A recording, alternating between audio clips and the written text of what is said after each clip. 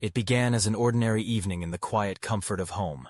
A familiar hum in the kitchen, the television casting flickering shadows on the living room walls.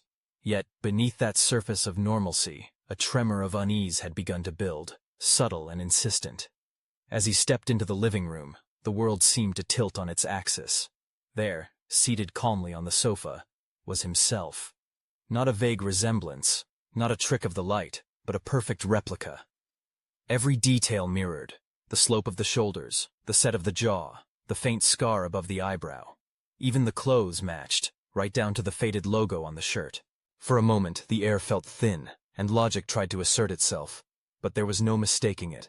He was staring at himself, and his other self stared back, serene and unbothered, as if this was the most natural thing in the world. The family continued on, oblivious. His wife called out from the kitchen, asking if he wanted tea.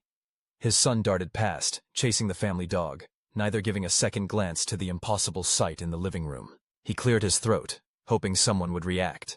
But the double merely smiled. His own smile, crooked and familiar. The living room felt smaller, the air thickening with silent tension. He tried to speak, to demand an explanation, but the words caught in his throat. The other him tilted his head, an expression of gentle amusement playing across his features. Panic fluttered in his chest. He reached out to touch his double, to prove that he was real, that this was some elaborate prank, but as his hand approached, the other moved in perfect synchrony, like a reflection in a mirror. Their fingertips almost met, and a jolt of cold dread shot through him. He recoiled, stumbling backwards. The days that followed blurred into a waking nightmare. The double was always there, reading on the couch, laughing with the family, answering questions, telling stories only he should know. He watched as his place in the household was eroded, piece by piece, by someone who was him in every conceivable way. He tried to confide in his wife, voice shaking, but she looked at him with concern and pity, suggesting he get more rest, maybe take some time off work. Sleep became elusive. When he closed his eyes, he dreamed of mirrors and endless hallways, of losing himself in a sea of identical faces. Each morning he awoke, uncertain if he was the original or the copy. Was he the intruder in his own home, or was the other? The double seemed to sense his growing confusion and fear. One evening, when the family was out, they faced each other in the dim half-light of the living room. No words were exchanged. There was only the quiet, tense knowledge that one of them had to go.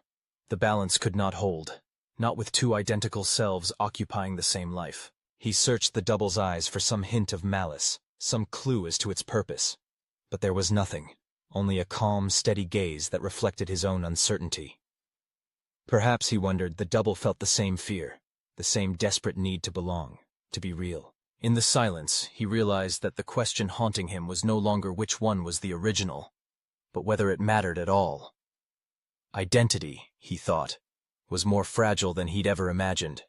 A shifting, uncertain thing that could be duplicated, replaced, or erased.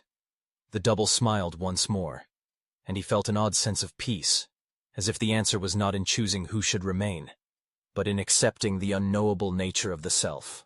And as the sun set, casting long shadows through the house, he understood that some mysteries were meant to remain unsolved, and that perhaps, in the end, there was room for both of them, or for neither.